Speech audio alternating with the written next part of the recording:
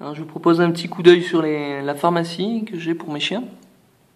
Elle se veut pas exhaustive, mais ça peut donner des exemples intéressants de ce qu'on retrouve.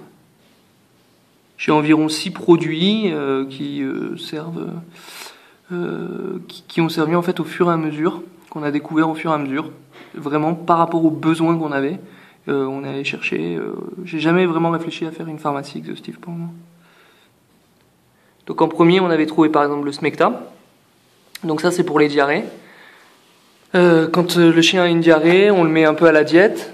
Et si ça résout pas, on diminue aussi les doses de nourriture ou quoi. Et si ça fonctionne pas, on met un demi-sachet ou un sachet selon la taille et le poids du chien. Donc Smecta pour les diarrhées. Nosevet, donc ça c'est pour les mâles de transport. Et on avait 2 chiens qui étaient un peu malades en voiture. Et en fait, on l'a jamais encore testé. Mais voilà, je veux bien des retours s'il y en a qui ont des feedbacks là-dessus.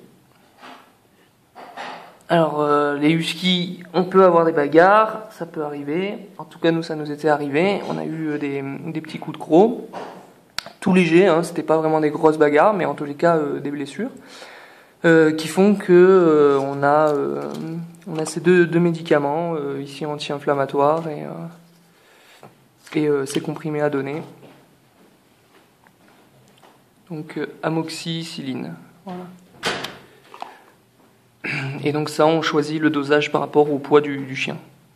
Voilà. Après, il y a la protection donc contre les tiques et les puces. On l'utilise pas constamment, mais en tout cas, ça arrive selon les périodes. Voilà, 10 à 20 kg, on utilise Fiprospot. Voilà, ça protège contre les deux. Voilà, et enfin, il y en a un qu'on n'a toujours pas utilisé, mais c'est arrivé une fois en fait qu'un de nos chiens voulait freiner, il voulait pas courir comparé aussi vite que les autres, en tout cas, du coup il a freiné sur du goudron, ce qui lui a abîmé ses coussinets, et donc on s'est penché un peu sur les solutions voilà, de tannage des coussinets, ce qui permet donc de renforcer et d'éviter ce genre de désagréments, parce que quand le chien a les coussinets abîmés, bah, il y en a pour un petit moment. Donc on voit là par exemple aussi le prix, 11,80 €. Donc je le redis, on a eu la pharmacie au fur et à mesure, selon nos besoins. Si vous avez des produits à suggérer, vraiment on aurait dû avoir dans la pharmacie qu'on n'a pas.